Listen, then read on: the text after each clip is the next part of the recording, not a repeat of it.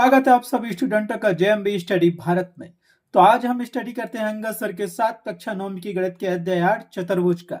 ये चतुर्भुज का भाग नंबर 14 है अर्थात 14 है, जिसमें हम जानेंगे प्रश्नावली 8.2 के भाग 3 में प्रश्न क्रमांक 3 का संपूर्ण हल।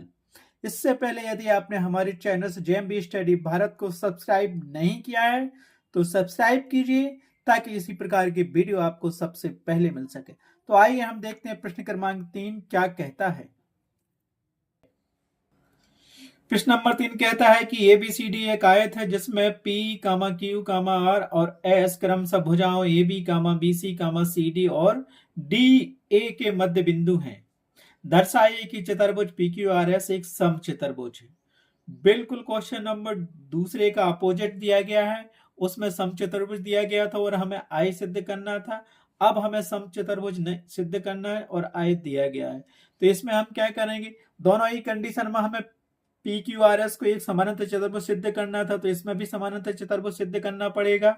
और हम जानते हैं कि समानांतर चतुर्भुज में क्या होती है, सम्मुख भुजाएं बराबर होती हैं, लेकिन समचतुर्भुज में चारों भुजाएं बराबर होती हैं। तो जब उसे हम समानांतर चतुर्भुज सिद्ध कर देंगे तो आमने सामने की भुजाएं बराबर होंगी, तो उसमें हम क्या करेंगे, आसन्न भुजाओं को बराबर सिद्ध कर देंगे। तो वो क्या हो जाएगा, एक समानांतर चतुर्भुज PQRS एक समचतुर्भुज में परिवर्तित हो जाएगा।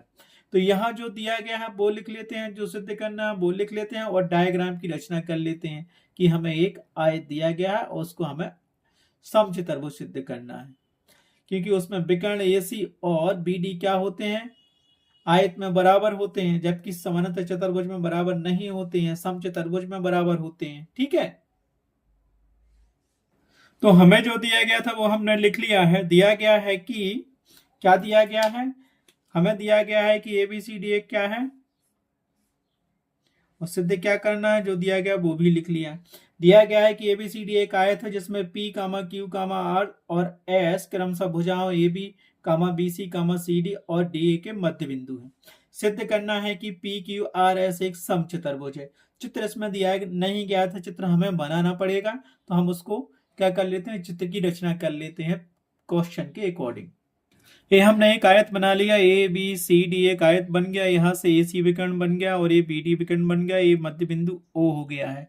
अब इनके जो मध्य बिंदु थे क्रमशः भुजा AB का मध्य बिंदु हमारे पास P दिया है और भुजा BC का मध्य बिंदु हमारे पास Q दिया है। तो ये लिखते चलते हैं PQ, और CD का मध्य बिंदु हमारे पास क्या दिया, R दिया है, और DA का मध्य बिंदु हमारे पास S दिया है, लिख दिया। इनको भी मिला लो, सेम उसी तरह से हमें करना है। तो इन सारे मध्य बिंदुओं को मिला लो, क्योंकि यहाँ पे 2 त्रिभुज और एक 3 त्रिभुज की रचना करके हमें सिद्ध करना पड़ेगा। पहले तो PQRS को समानांतर चतुर्भुज सिद्ध करेंगे और फिर उसकी आसन्न भुजाओं को क्या करेंगे, ये भुजाएं आपस में बराबर हैं आमने सामने की, तो ये भुजा इसके बराबर कर देंगे, या फिर ये भुजा इसके बराबर कर देंगे, या फिर ये इसके कर देंगे। तो आसन्न भुजाएं जब ये बराबर हो जाएंगी तो चारों भुजाएं उसकी बराबर हो जाएंगी, और जब चारों भुजाएं बराबर हो गई तो वो समांतर चतुर्भुज ना होकर एक समचतुर्भुज बन जाएगा। ठीक है, आ गया समझ में। तो हमें क्या जानते हैं, आयत दिया गया है और ये विकर्ण हमने AC और BD विकर्ण की रचना कर ली, और आयत के हम जानते हैं परिभाषा से, आयत के विकर्ण आपस में क्या होते हैं, बराबर होते हैं। तो जो रचना की है वो लिख लो कि ABCD एक आयत की हमने रचना कर ली है। तो हमने क्या किया, ABCD एक आयत की रचना कर ली जिसके मध्य बिंदु क्रमशः भुजा AB का मध्य बिंदु P, BC का मध्य बिंदु Q, CD का मध्य बिंदु R और DA का मध्य बिंदु S माना। और क्या किया रचना में हमने, ABCD एक आयत बनाया जिसके विकर्ण क्या हो गए, AC और BD विकर्ण हो गए, 2 विकर्ण हो गए। और आयत की परिभाषा से हम क्या जानते हैं, विकर्ण क्या होते हैं, आयत के विकर्ण आपस में क्या होते हैं, बराबर होते हैं। आयत के आमने सामने की भुजाएं बराबर होती हैं। इसको समीकरण नंबर 1 दे दो, क्योंकि हमें आगे इसकी जरूरत पड़ेगी जब आसन्न भुजाओं को हम बराबर करेंगे। तो ये एक आयत दिया गया है, आयत में हम क्या करेंगे, इसको समानांतर चतुर्भुज सिद्ध करने के लिए क्या करेंगे, इसमें 2 त्रिभुज लेंगे। एक तो त्रिभुज हम लेंगे ABC, ठीक है, इसमें मध्य बिंदु प्रमेय लगाएंगे क्योंकि इसमें P और Q इसके मध्य बिंदु है। दूसरा त्रिभुज हम लेंगे ACD और इसके मध्य बिंदु क्या है, RS है, तो इसमें मध्य बिंदु प्रमेय लगाएंगे। तो इससे हमें क्या मिलेगा, एक PQRS एक समानांतर चतुर्भुज हम सिद्ध कर लेंगे। जब समानांतर चतुर्भुज सिद्ध हो जाएगा तो हम क्या करेंगे, इसको समानांतर चतुर्भुज में तो हम जानते हैं कि ये भुजा ए इसके बराबर है और ये भुजा इसके बराबर है, तो हम क्या करेंगे, इस भुजा के बराबर ये भुजा सिद्ध कर देंगे तो वो समचतुर्भुज हो जाएगा। इस भुजा के और इस भुजा को हम क्या कहते हैं, ये आसन्न भुजाएं कहलाती हैं, पड़ोसी भुजाओं को हम आसन्न भुजाएं कहते हैं। अब हम जानते हैं क्यों, त्रिभुज ले लो। अब त्रिभुज ए बी सी में मध्य बिंदु प्रमेय लगा दो, तो यहां से हमें क्या मिल गया, अब त्रिभुज एबीसी में, त्रिभुज एबीसी में बिंदु P और बिंदु Q क्रमशः भुजाओं ए बी और बी सी के मध्य बिंदु हैं। तब मध्य बिंदु प्रमेय से हम क्या लिखेंगे, लगा दो मध्य बिंदु प्रमेय।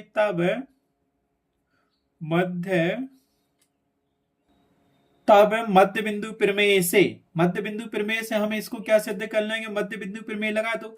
मध्य बिंदु प्रमेय कहता है कि किसी त्रिभुज की दो भुजाओं के मध्य बिंदु तीसरी भुजा के समानांतर और उसके आधे के बराबर होते हैं।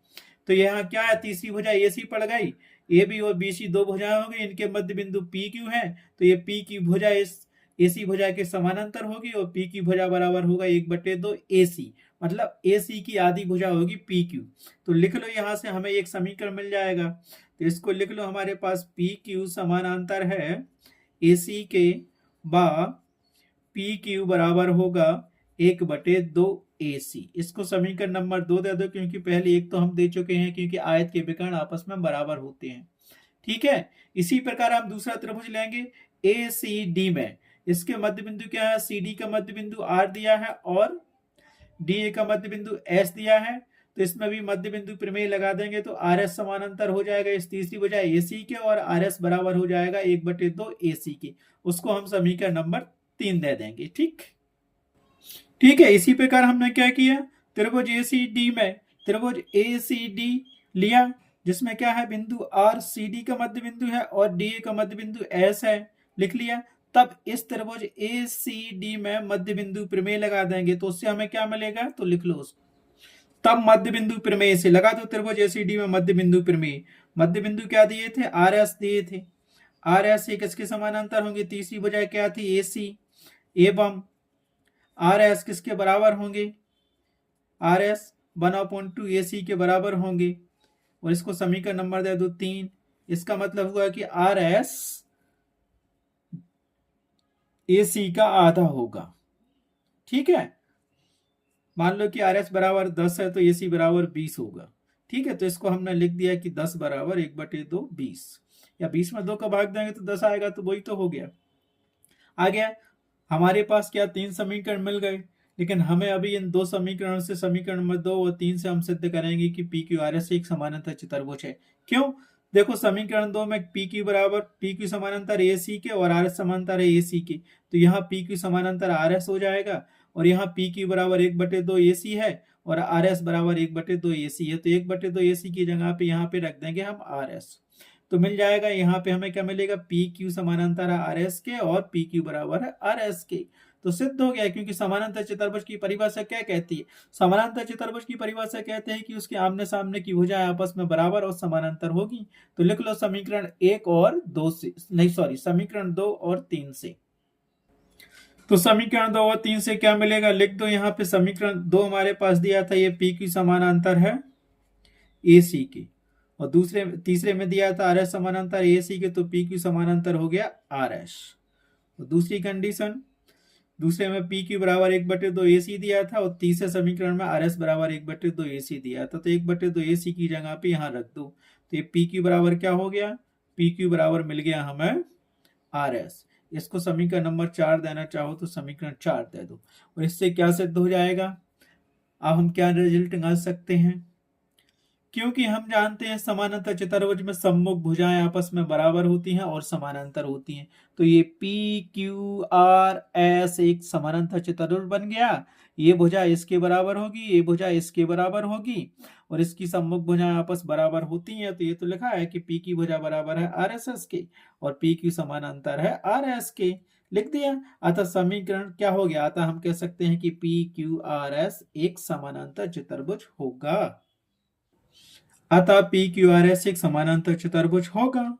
क्यों, समानांतर चतुर्भुज की परिभाषा से जानते हैं हम कि उसकी सम्मुख भुजाएं क्या होती हैं, बराबर एवं या और समांतर होती हैं। वही हमने सिद्ध कर दिया समीकरण 2 और 3 से। ठीक है, तो हो गया ये, यही हमें सिद्ध करना था।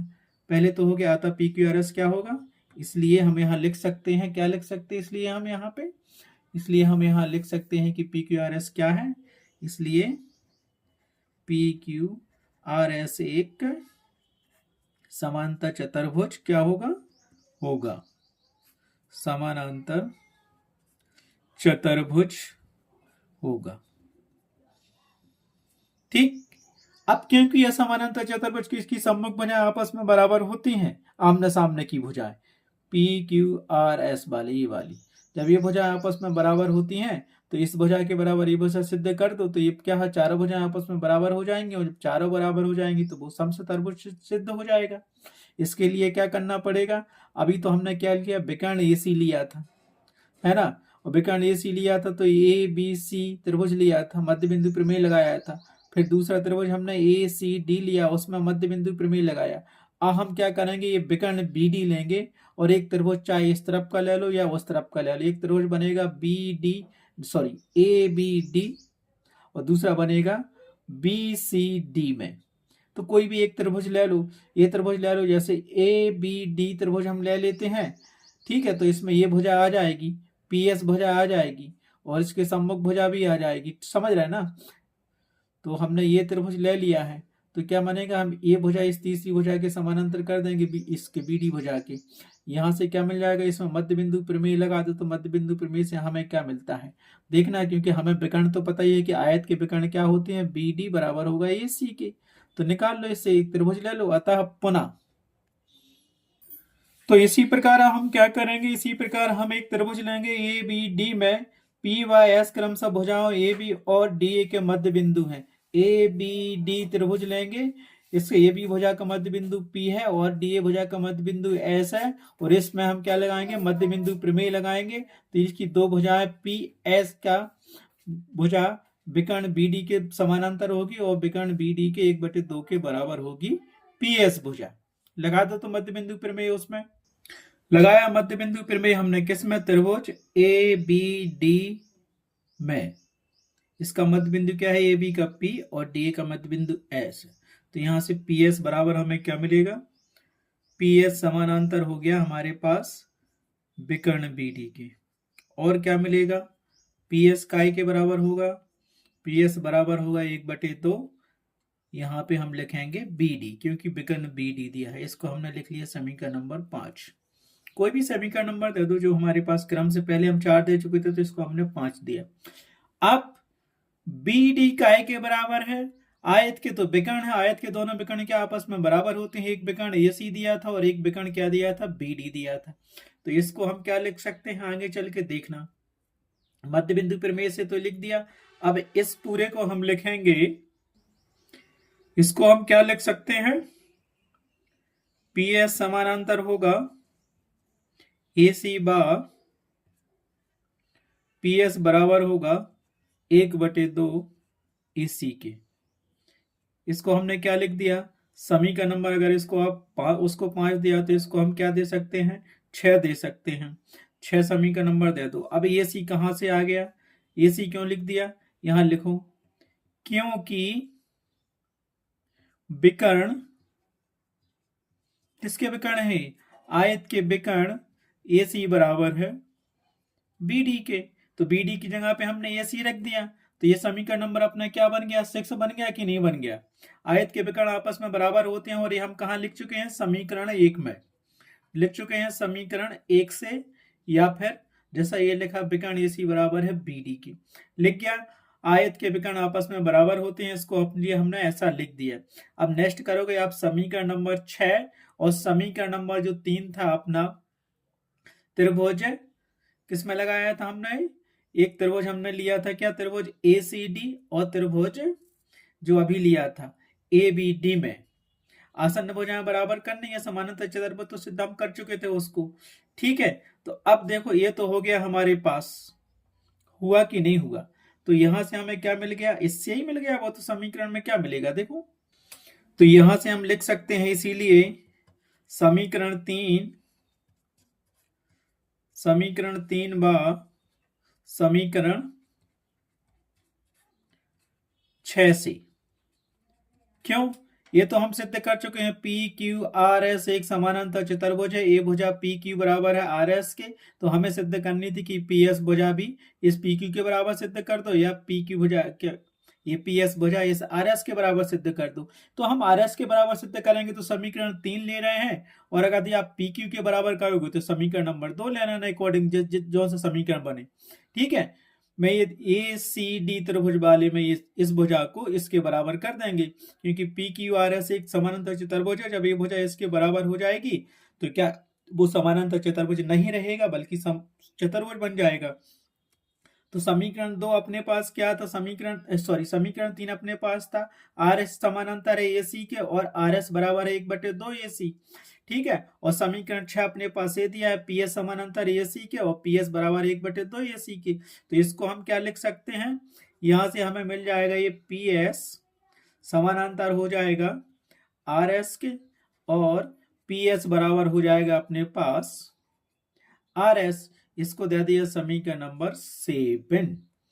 अब देखो चित्र में देखो डायरेक्ट, पहले तो हम कह रहे हैं कि पी क्यू आर एस एक समानांतर चतुर्भुज है, और समानांतर चतुर्भुज की परिभाषा क्या होती है कि ये आमने सामने की भुजाएं ये वाली बराबर होती हैं। ठीक है, लेकिन अब हमने सिद्ध कर दिया समीकरण 3 और 6 से, क्या कर दिया कि हम कह रहे हैं कि ये भुजा बराबर है इसके।